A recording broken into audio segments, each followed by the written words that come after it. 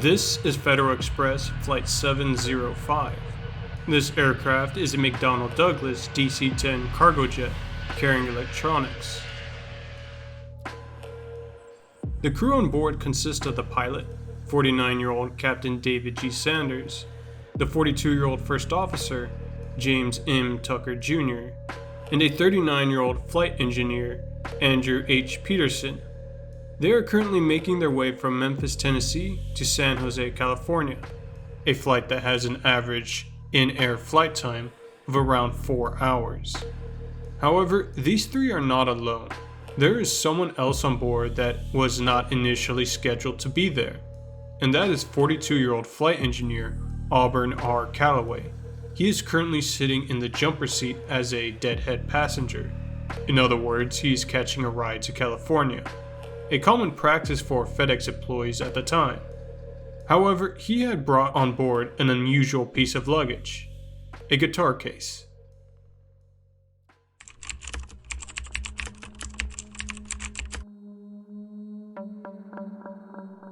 Approximately 26 minutes into the flight, Calloway leaves his seat and makes his way to his guitar case. Inside the case is not a guitar, but 2 claw hammers, 2 mallets, a knife, and a spear gun. Calloway retrieves a hammer and makes his way to the cockpit, where the door is left ajar. He begins his attack by landing blows on the flight engineer, Peterson.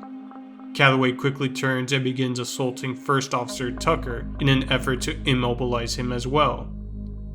The damage caused brief paralysis of Tucker's body. Captain Sanders was able to desperately defend himself while some of the blows were deflected and some landed. All this happened before anyone in the cockpit was able to radio in for help. After his initial attack, Calloway leaves the cockpit. He goes back to retrieve the spear gun from his guitar case. He then re-enters the cockpit armed with it. This is not how a hijacking is supposed to go. The crew in the cockpit had been trained to deal with hijackers. However, that training centers mostly around de-escalation. Normally, the hijacker would give some sort of demand and direct the crew to fly to a certain place. However, considering the raw brutality of this attack, it seems to suggest that this hijacker has a different goal in mind. But let's take a moment and understand what just happened. And to do that, we need to know some of the background of the events that occurred. Only then does the logic behind this attack make sense. So let's rewind back to early this morning and start from the beginning.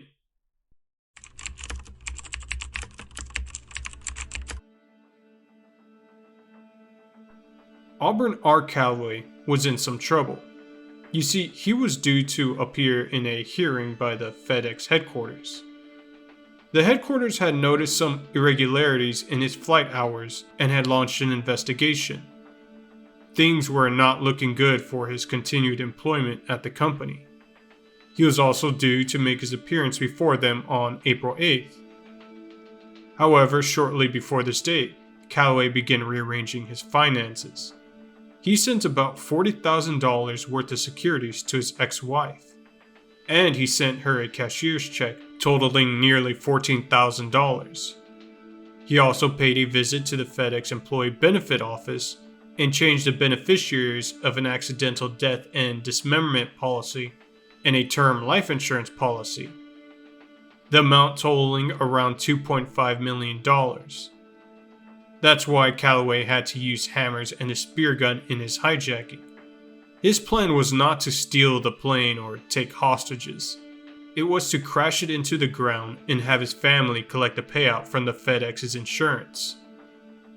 So even though he could have easily snuck a gun on board, he would have to make the wound seem consistent with an accidental crash. In the morning before the flight crew enters the airplane, Calloway was already inside, fully dressed in his uniform. The crew made the assumption that he was simply jump-seating to California, and despite noticing the guitar case, they didn't question it. However, Flight Engineer Peterson did notice something amiss. The CVR was turned off.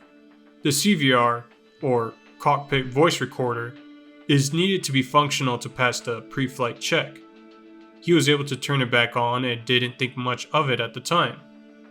And although the CVR was back on, Calloway's plan was still going smoothly.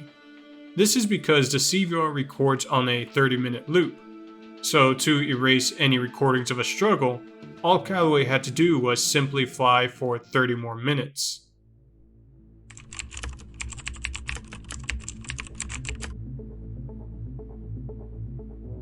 After returning to the cockpit with the spear gun, Calloway yells at the crew to get back in their seats. First Officer Peterson was able to recover, and upon seeing the close proximity of the spear gun, he took his chance. He grabbed the weapon and threw himself at Calloway.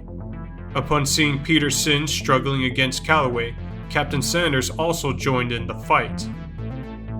At the same time, First Officer Tucker started to regain control of his body. Even though he has injuries in both his skull and arm, he begins to assist in the only way possible. He pulls the control yoke to his chest and rolled it to the left. This caused the aircraft to begin a barrel roll going 400 miles per hour, something the DC-10 wasn't designed for. At the same time, the maneuver caused the struggling men to be tossed around the galley, alternating between experiencing weightlessness and 3 times their weight in G-force. As of right now, the aircraft was nearly fully inverted at around 19,000 feet, and the alarmed air traffic controllers in Memphis were desperately trying to reach the aircraft. However, even after the initial maneuvers, Tucker had to keep the aircraft's movements unpredictable. If he didn't, Calloway would simply wait until after the maneuver and continue the assault. With this in mind, Tucker threw the yoke forward and sent the plane into a vertical dive. During the dive, the DC-10 accelerated past 500 miles per hour, then passed the instrument's capacity to register. Flight 705 was now traveling faster than any DC-10 had ever gone before, and definitely faster than the plane was designed for. Somehow, Tucker pulled from the dive. At last, he grabbed a radio headset and called Memphis. Aircraft with emergency, go ahead. Aircraft with emergency, say again. To me. Aircraft with emergency, say again. Express 705. I've been wounded. We've had an attempted takeover on board the airplane. Give me a vector, please. Back to Memphis at this time. Hurry. Listen. Hey, center.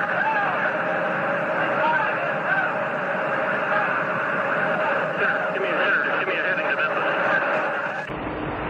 Express 705, landing 0905, direct Memphis. Keep me advised, where is Memphis? Express 705, landing of 090 and to the airport's at 43 miles, 12 o'clock. Same my direction to Memphis. Express 705, you're eastbound at this time, and it'll be about 12:31 o'clock.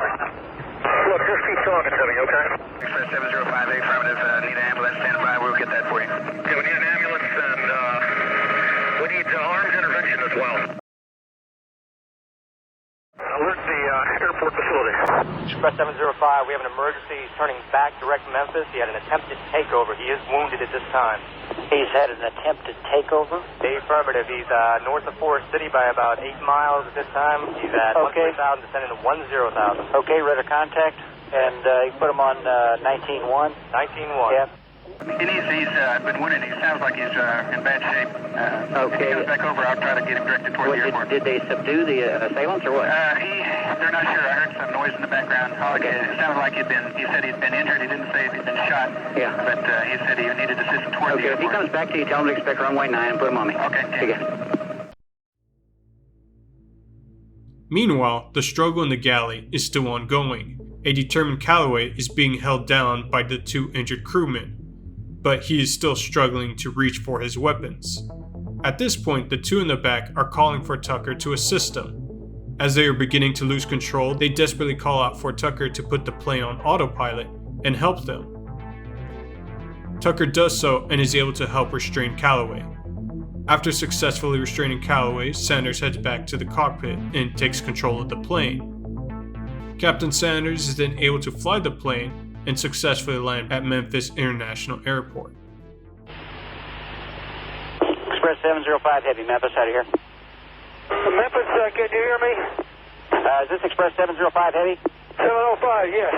705 Heavy, Memphis, roger. I do hear you. You can proceed direct Memphis if able. Expect runway 9er. The altimeter is 3029er. You understand we're declaring an emergency. We need security to meet the airplane. We'll stop it on the runway as we can. Express 705 Heavy, affirmative. All that's been taken care of. Express 705 Heavy, verify situation still under control. Well, it's sort of under control. I'm coming around to 36 left. Okay, Express 705 Heavy, runway 36 left. Clear to land. Clear visual approach 36 left. You are clear to land. The wind is 050 at 8.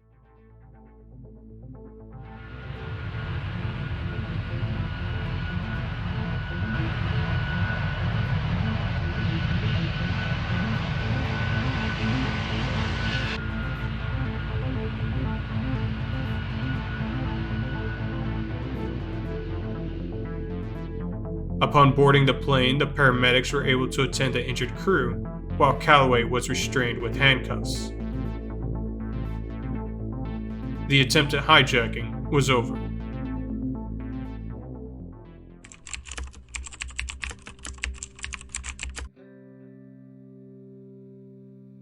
During the trial, Calloway would argue that he was attempting suicide.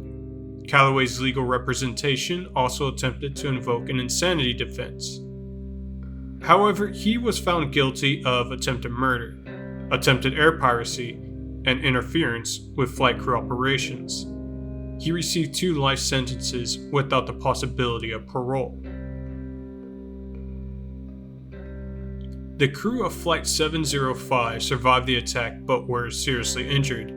The left side of First Officer Tucker's skull was severely fractured, causing motor control problems in his right arm and right leg. Calloway had dislocated Tucker's jaw, attempted to gouge out one of his eyes, and stabbed his right arm. Captain Sanders suffered several deep gashes in his head, and doctors had to sew his right ear back in place. Flight engineer Peterson's skull was fractured and his temporal artery severed.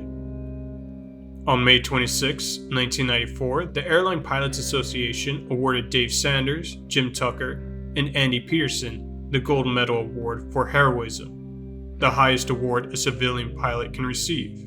However, due to the extent and severity of their injuries, none of the crew would ever be recertified as medically fit to fly commercially ever again. And thus concludes the story of FedEx Flight 705. Thanks for watching. This was a story that I found pretty interesting and I thought I should share. Hopefully you enjoyed it as well. I'll be back as soon as I find something else that catches my eye. Until then, later.